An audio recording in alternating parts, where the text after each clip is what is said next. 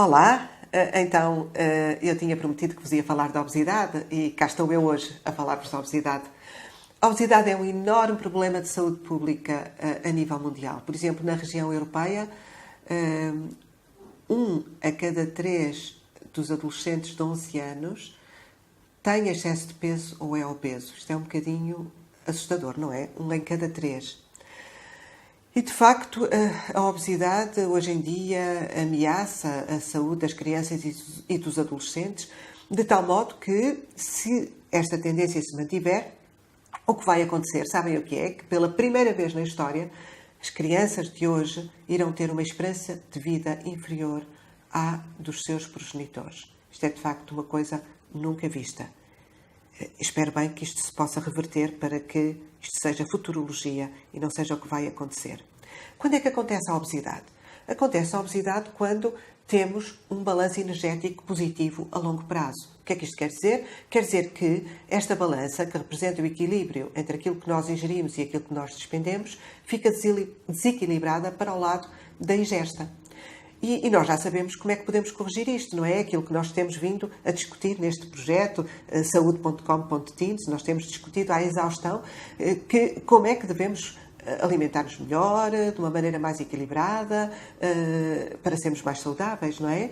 E, de facto, nós somos aquilo que comemos, já temos discutido isso e penso que nesta fase do campeonato vocês já se alimentam muito melhor do que acontecia no início do projeto.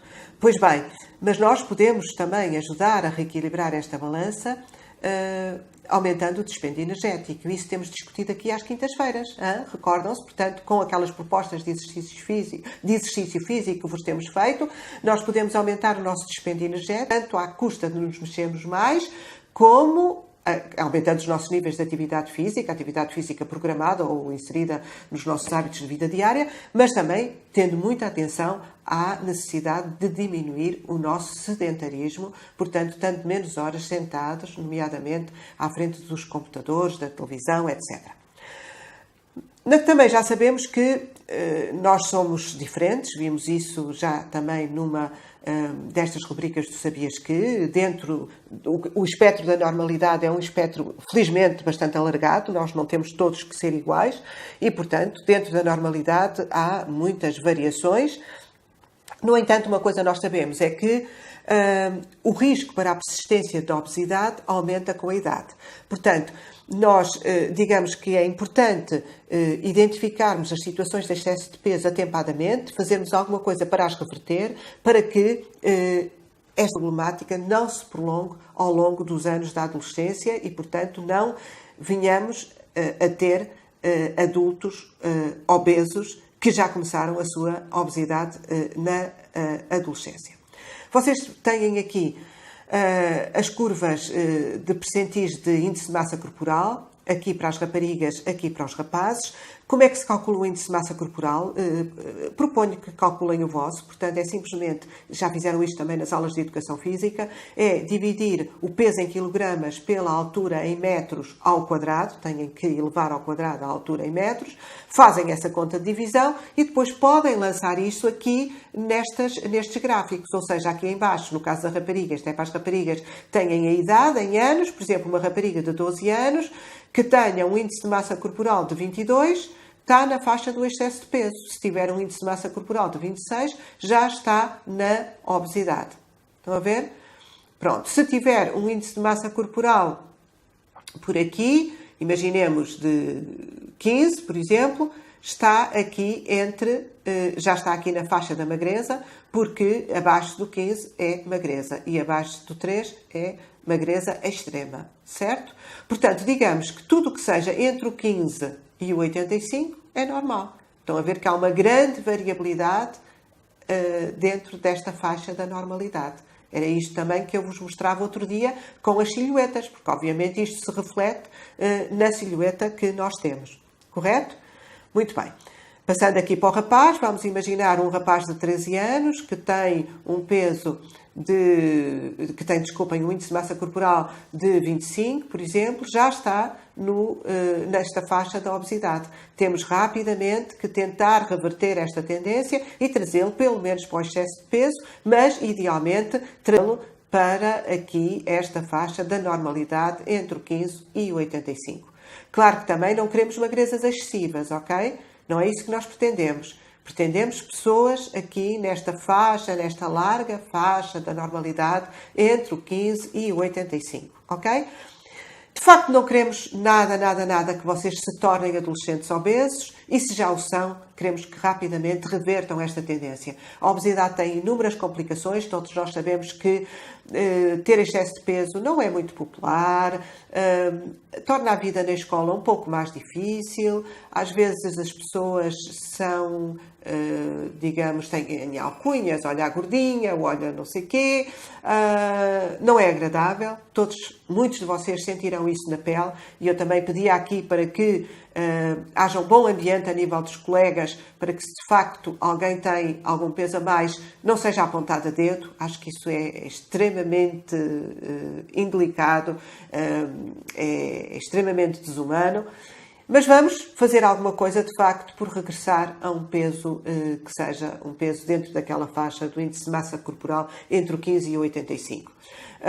Muitas vezes, quando se começa a aumentar de peso e se começa a ter uma vida um pouco descontrolada a este nível, muitas vezes o que vai advir daí é alguma tristeza, alguma insatisfação com a imagem corporal, podemos vir a ter perturbações de comportamento alimentar, às vezes as pessoas têm alguma tendência para se isolarem, lá está aquele estigma social, que é aquela coisa da pessoa ser um bocadinho apontada como ao gordinho ou a gordinha ou não sei o quê, e a pessoa começa, digamos, a desenvolver uma baixa autoestima e tudo isso na adolescência não faz mesmo sentido. É que não faz sentido em idade alguma, mas então na adolescência não faz mesmo sentido nenhum. Bom, e de facto depois temos as questões ligadas à saúde. Temos de facto as questões cardiovasculares, a tensão alta, a alteração dos lípidos no sangue. Temos depois problemas com a questão da respiração, ficamos ofegantes quando corremos, sobe-se um lance de escadas e já se está de língua de fora, com perturbações também do sono, tem-se um sono de pior qualidade e por aí fora. Muitas vezes temos problemas dos joelhos, por exemplo, ou da anca, porque há um excesso de peso sobre articulações que não estão ainda 100% maduras e, portanto, ainda não conseguem carregar com tanto peso em cima. E depois temos as grandes complicações endócrinas, que podem chegar até à diabetes tipo 2, já iremos ver isso de seguida, mas que começam por uma insulinoresistência, quer dizer que começamos para metabolizar a glicose, para que a glicose passe para dentro das células e que seja metabolizada, começamos a necessitar de níveis mais elevados de insulina. Certo? Até um ponto em que o pâncreas já não consegue compensar e depois, enfim, isso desencadeia o aparecimento da diabetes. Portanto, tenham aqui em resumo as principais complicações da obesidade, cardiovasculares, endócrinas e as psicológicas de que já vos falei. Claro que também já vos dei exemplos de respiratórios e de ortopédicas, que também são bastante frequentes e sobretudo nesta idade. Temos assim a obesidade com esta possibilidade de se disputar uma cascata de acontecimentos, que já vos falei que a insulinoresistência é logo bastante precoce, com alterações do endotélio, portanto da parede dos vasos, que começa a ficar disfuncionante, aumentando, portanto, o risco cardiovascular, podemos ficar perante uma situação de síndrome metabólica e, portanto, entrar numa situação de falência das células beta do pâncreas, que são aquelas que segregam a insulina, desencadeando intolerância à glicose e, no final, a diabetes tipo 2. Temos, portanto, esta situação em que há uma insulinoresistência periférica, conforme já vos disse, aumento dos níveis de insulina e uma tolerância à glicose ainda normal, mas que depois, se isto tudo não é travado, o pâncreas entra em falência, há falência das células beta, com agravamento da insulinoresistência e sim já com diminuição da secreção da insulina e uma diminuição da tolerância à glicose e temos a diabetes mellitus tipo 2, que não é uma situação nada agradável, certo? Tudo isto está ligado à insulinoresistência com a questão dos ácidos gordos e era um bocadinho acerca disto tudo, sem vos querer assustar demasiado, mas que eu vos queria falar hoje, porque de facto vocês podem fazer muito pela vossa saúde se conseguirem travar esta cascata de acontecimentos. E para isso estamos cá nós com a saúde.com.teens. Até para a semana.